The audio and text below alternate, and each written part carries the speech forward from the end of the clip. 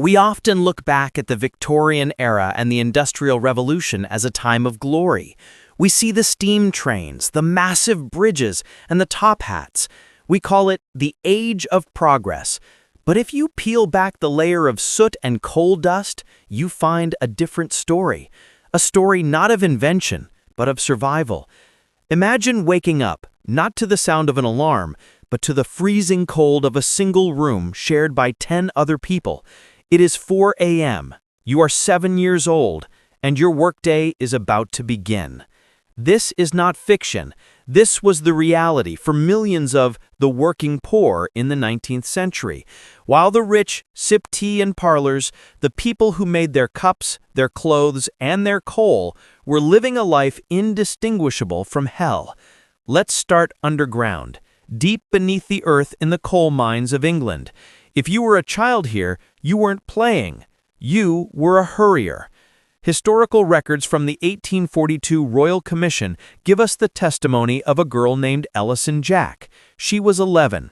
Her job was to crawl on her hands and knees through tunnels no wider than a kitchen cupboard, dragging a heavy cart of coal behind her. She didn't pull it with her hands. She pulled it with a chain attached to a belt around her waist. The chain passed between her legs, chafing the skin until it bled. She worked in total darkness. The water in the tunnels often rose to her thighs. Rats scurried over her feet, and she did this for 12 to 14 hours a day. When commissioners asked if she was tired, she simply said, "I fall asleep sometimes when I eat." Her body was so warped by the work that many mine children grew up with curved spines and deformed legs, never able to stand up straight again. Above ground, the horror had a different face. In the cotton mills, the noise was the enemy. The roar of the power looms was deafening, literally. Many workers went stone deaf by their 20s. Here, the children were scavengers. Their job was to crawl under the massive, moving machinery to pick up loose bits of cotton. They had to be quick.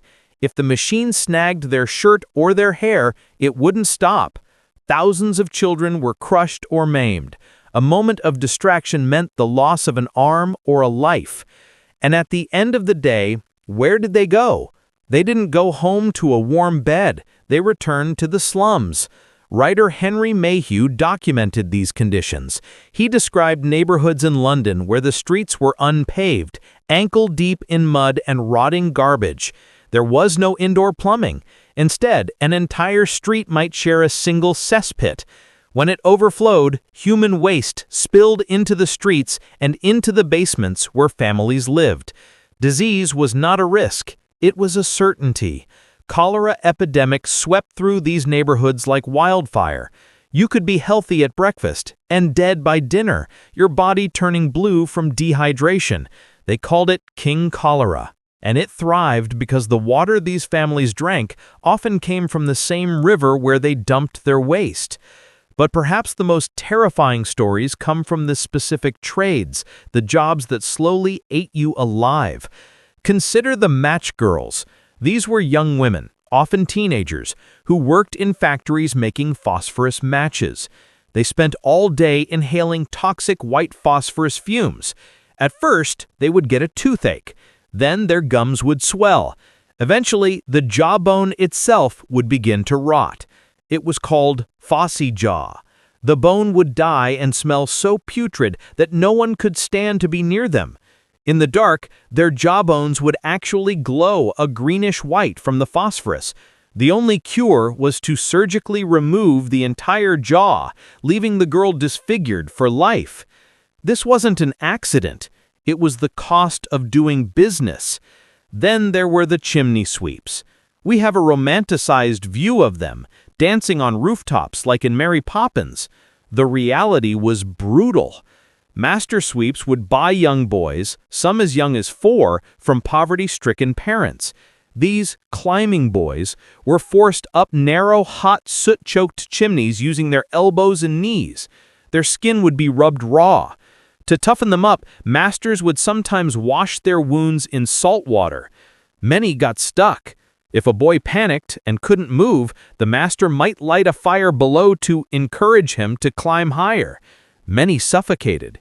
And those who survived often developed a specific gruesome cancer in their 20s caused by the soot embedded in their skin.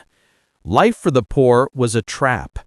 If you lost your job or got too sick to work, there was no safety net. There was only the workhouse. The workhouse was designed to be a prison in all but name. Families were separated upon entry, husbands from wives, children from parents. You were stripped of your own clothes and put in a uniform. You were given grueling, pointless work, like breaking stones or unraveling old ropes. The food was barely enough to keep you alive. The shame of entering the workhouse was so great that many people chose to starve in the streets rather than go inside. This was the foundation of the modern world. The cheap clothes, the coal that powered the empire, the matches that lit the fires, they were all paid for in human flesh. When we read history books, we see the names of kings and inventors. We rarely see the name of the 6-year-old girl dragging a coal cart in the dark, or the boy suffocating in a chimney.